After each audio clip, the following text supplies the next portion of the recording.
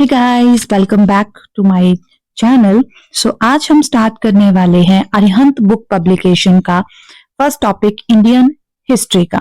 So let B C इसमें क्या क्या चीजें देखने को मिलती हैं। सो फर्स्ट यहाँ पे बात हुई है एंशियंट हिस्ट्री की। लेट बी सी, सबसे पहले यहाँ पे प्री हिस्टोरिक पीरियड के बारे में बात की गई है, जिसमें पेलियोलिथिक पीरियड के बारे में यहाँ पे बात हुई है। हाँ, ये स्मॉल बुक है अरिहंत का, नॉट अ लार्ज वन। मैं ट्राई करूंगी कि लार्ज वन का भी जो हिस्सा है वो मिले। सो यहाँ पर आप देख सकते हो कि सबसे पहले बात की गई है कि ह्यूमन किस फॉर्म में थे, होमोसेपियन थे। सबसे पहले वो इसी तरह से जो था वो आए थे। उस टाइम पे उनका जो मेन फोकस था वो सिर्फ फूड गैदर करने में था और ज्यादातर वो हंटिंग करते थे। ठीक है जी। इसे फर्स्ट स्टोन एज भी कहा जाता है क्योंकि उन्होंने पहली बार यहाँ पे टूल बनाया था जो था क्वार्टजाइट का। अब ये बेसिकली थ्री फेजेस में डिवाइडेड था, लोअर पेलियोलिक, मिडिल पेलियोलिक, अपर पेलियोलिक। क्लियर? मतलब ये जो आपकी स्मॉल बुक है इसमें मैक्सिमम आप जो है वो स्मॉल टेस्ट जो है वो कवर कर सकते हो। नेक्स्ट यहाँ पे बात हुई है मेसोलिथिक। मेसोलिथिक आते आते उन्होंने एनिमल को पालते कैसे हैं वो सीख लिया। यहाँ पर जो है वो माइक्रोलिथ, स्मॉल टूल्स भी उन्होंने बनाना सीख लिए। इसकी जो ज्यादातर पिक्चर्स के पेंटिंग्स जो आपको मिलेंगी भीम बेदका मध्य प्रदेश में है, ये वहां पे देखने को मिलेंगी। और जो यहाँ पर इन्होंने पेंटिंग्स बनाई है उसमें बर्ड्स, एनिमल और ह्यूमंस के बारे में ज्यादा बताया गया है। उसके बाद है नियोलिथिक, जिसमें इन्होंने फायर और व्हील दोनों का जो है वो इन्वेंशन कर लिया था। यहाँ पर जो है वो एक इंपॉर्टेंट साइट मिलती है इस एज की, जिसे बुर्जम कहते हैं, जिसे प्लेस ऑफ बिचेस भी कहा जाता है। तो ये बहुत इंपॉर्टेंट क्वेश्चन है, प्लेस ऑफ विचेस किसे कहा जाता है, दैट वन इज बुर्जम। और न्यूलिथिक पीरियड से ये जुड़ी हुई है। Next one is Chalcolithic period. यहाँ पर कॉपर और स्टोन से बने हुए टूल्स आपको मिल जाएंगे। यहाँ पर एग्रीकल्चर बेस्ड प्रैक्टिसेस भी स्टार्ट होगी। मदर गॉडेस की पूजा भी यहाँ पे होती थी। बुल की वर्शिपिंग भी यहाँ की जाती थी। नेक्स्ट यहाँ पे जो बात हुई है वो INV, इंडस वैली सिविलाइजेशन की यहाँ पे जो है वो बात की गई है। सो सबसे अर्लीस्ट सिविलाइजेशन इसे माना जाता है। रेडियो कार्बन डेटिंग से हमें इसके बारे में पता चला है। तो माना जाता है कि 2500 से 1750 BC, मतलब ये अगर जीसस क्राइस्ट का जो है वो बर्थ, जीसस क्रिस्ट का जो है बर्थ ईयर हम 0 ईयर मानते हैं। तो जैसा आप जानते हो कि इस साइड को हम नेगेटिव में जाएंगे और इस साइड को हम जो है वो पॉजिटिव में जाएंगे। मैथ्स का कॉन्सेप्ट रहता है हमारा। सो यहां से हम ऐसे चलते हैं ना 1 2 3, लेकिन यहाँ पर उल्टा चलते हैं। तो ये बोल रहा है कि 2500 बिफोर क्रिस्ट, मतलब क्रिस्ट के बर्थ से पहले, वहां से लेके 1750 BC तक जो है वो ये वाला टाइम पीरियड रहा है। नेक्स्ट यहाँ पे बात की गई है कि सबसे जो इंपॉर्टेंट चीज थी वो थी यहाँ पे टाउन प्लानिंग। इनकी टाउन प्लानिंग बहुत ही ज्यादा जबरदस्त थी उस टाइम पे। ग्रिड सिस्टम उसमें बहुत ज्यादा लगे हुए थे। ग्रिड सिस्टम ये आपका इस तरह से ग्रिड सिस्टम रहता है कि यहाँ पर एक घर बनेगा, यहाँ पे एक घर बनेगा। यहाँ पे पक्की हुई ईंटें इन्होंने बेसिकली यूज की थी। ड्रेनेज सिस्टम इनका बहुत अच्छा था।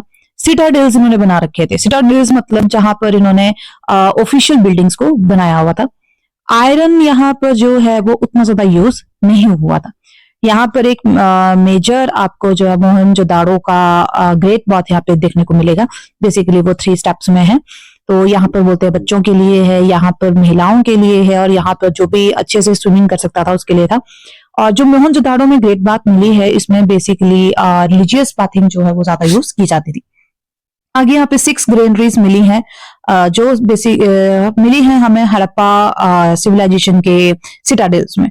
मतलब इन्होंने जो समुद्र है, समुद्र के किनारे पर अपने 6 बड़े बड़े हॉल बना रखे हुए थे, जिसमें ये सारी ग्रेनरीज अपने स्टॉक करते थे ताकि जो है वो मार्केट में उसे ले जाया जा सके।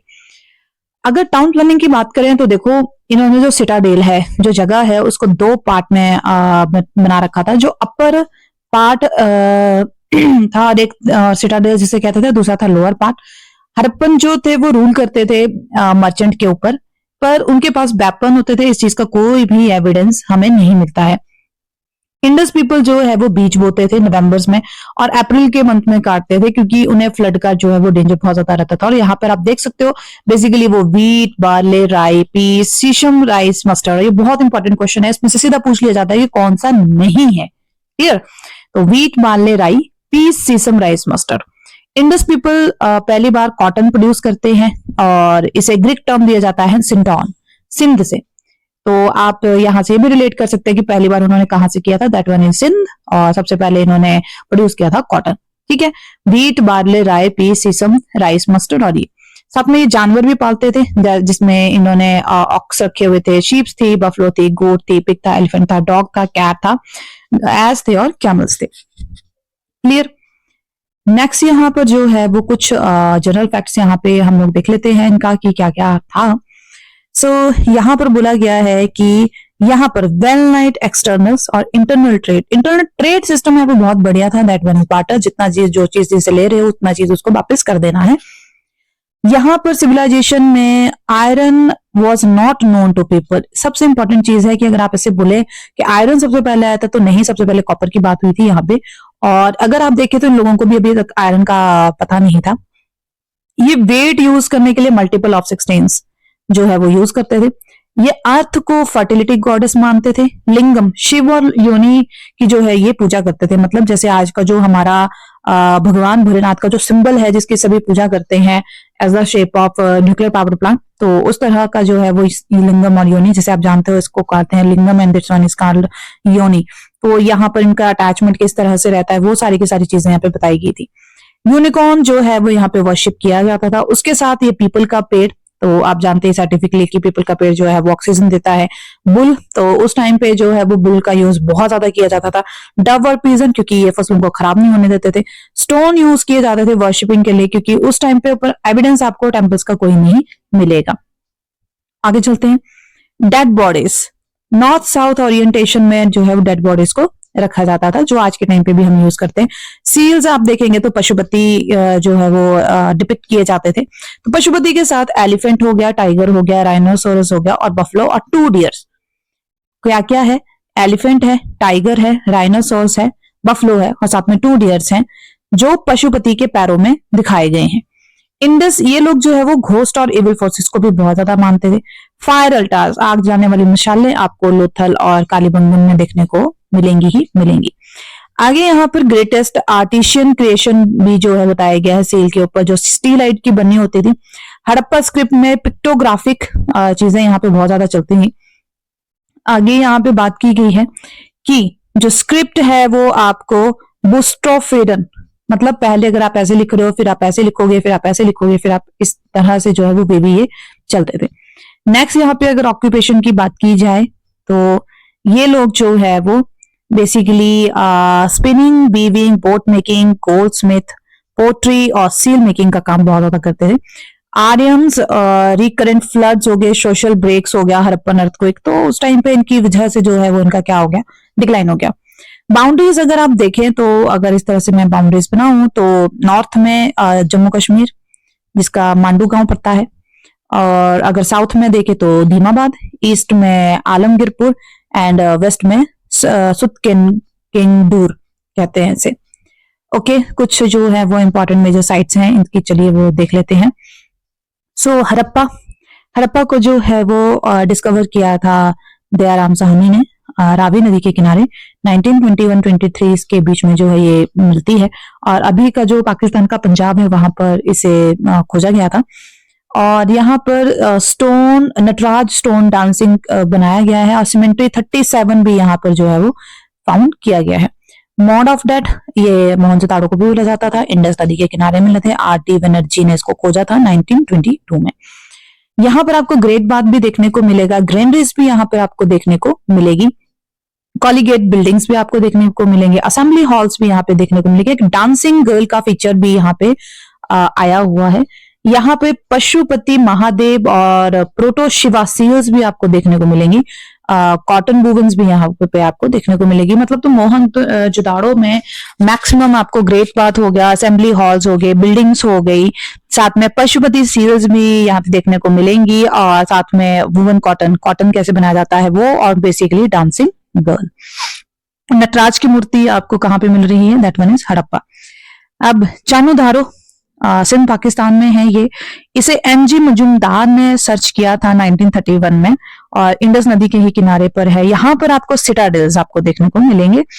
यहाँ पर बुल्लॉक कार्ट और इक्कास, ये आपको ब्रॉन्ज के फिगर्स यहाँ पे देखने को मिलेंगे और इंक पॉट्स भी यहाँ पे आपको देखने को मिलेंगे।